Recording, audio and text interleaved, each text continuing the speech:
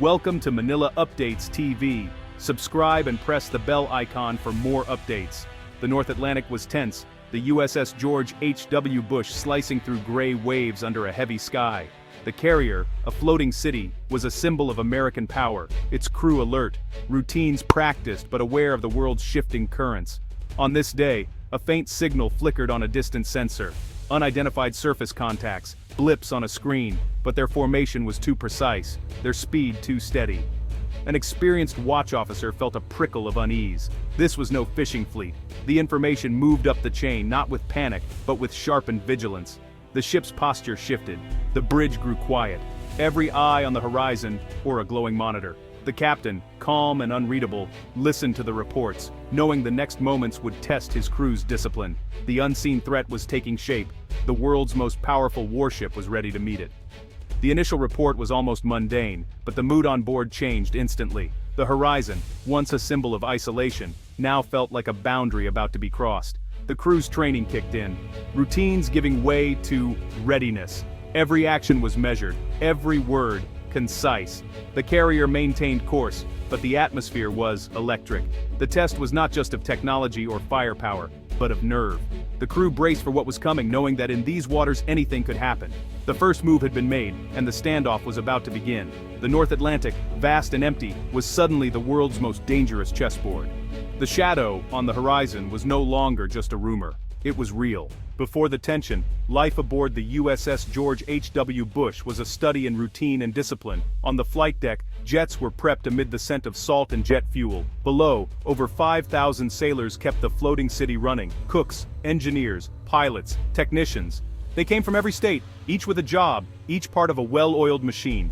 Jokes were shared, families missed, but vigilance never faded. The mission interoperability drills with NATO allies, projecting stability in a region of rising stakes. Every launch, every drill, was performed with precision. The ocean seemed peaceful, but the crew knew calm could turn to crisis in minutes. Watchstanders scanned the sea and sky, always ready. The ship never truly slept. When the first unusual reports filtered in from the CIC, the response was smooth and practiced. No panic, just a shift to readiness. The gears of the ship's response turned quietly. The calm was about to be tested. Every sailor understood in these waters routine could vanish in an instant. The crew's professionalism was their shield. They were ready for whatever came next. The floating city braced for the unknown. In the Combat Information Center, the first sign appeared. 6 contacts, moving in deliberate formation, invisible to the eye, but clear on radar. Russian naval vessels, not a random encounter. The watch supervisor studied the data, confirming the approach toward the carrier group.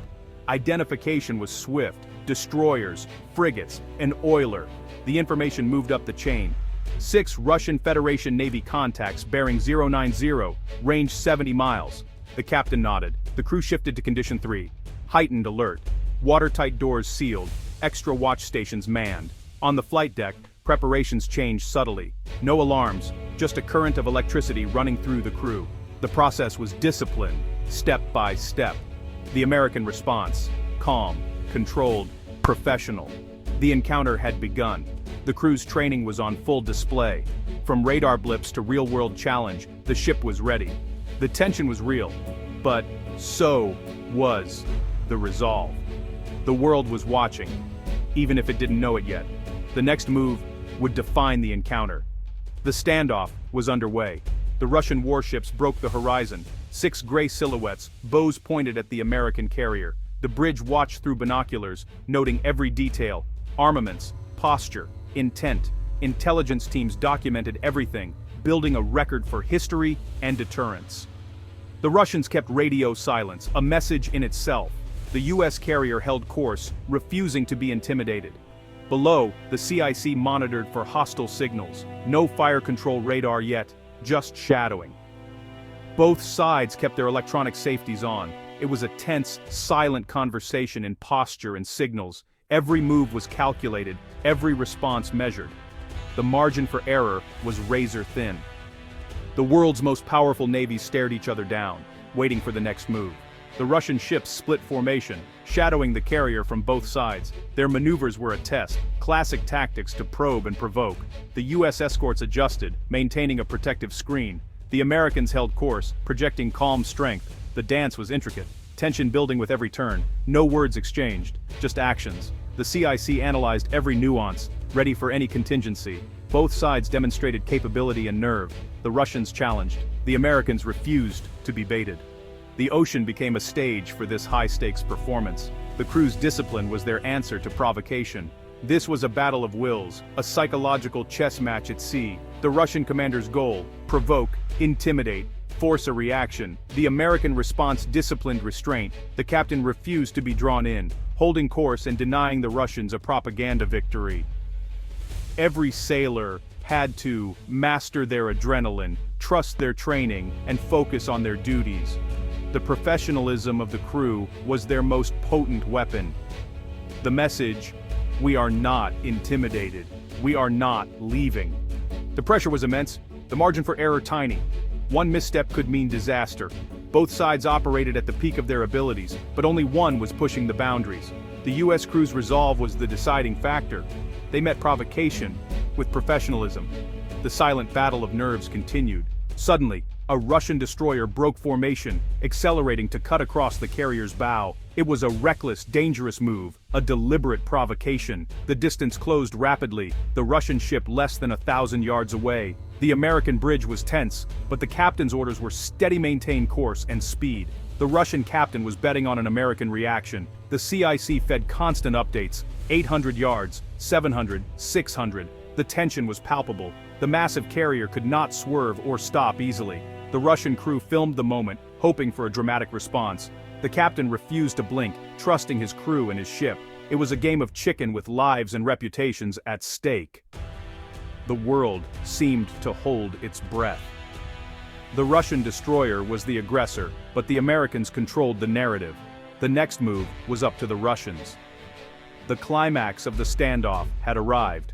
The captain responded with calm authority. No weapons, but clear action. An MH-60S Seahawk helicopter launched, flying alongside the Russian destroyer, cameras rolling. The carrier's acoustic hailing device broadcast a warning in English and Russian: "You are operating in a dangerous and unprofessional manner. Maintain a safe distance." The message was assertive, not aggressive. A formal warning on the record. The helicopter's presence and the warning shifted the psychology. The Russian destroyer, now under intense scrutiny, began to alter course. It crossed the bow, then rejoined its formation. The American response had been more powerful than any threat. The U.S. showed it had options between inaction and escalation. Professionalism and resolve were their own form of power. The Russians' gamble had failed. The carrier never wavered. The standoff's turning point had passed. The crisis faded as the Russian destroyer fell back in line. The Russian fleet shadowed the carrier from a safer distance, their aggression spent. The U.S. carrier resumed operations, unshaken. Jets launched and landed. Sailors returned to routine. The message was clear: the U.S. Navy would not be deterred. Hours later, the Russian ships turned away, fading into the horizon. Relief was quiet, pride unspoken. The debriefings would be thorough, every second analyzed. The lesson: calm, control, and professionalism are the true strengths at sea. The crew met aggression with unshakable resolve. True strength is steady in the face of a storm. It was a victory of character, not firepower. On the vast Atlantic, discipline had triumphed.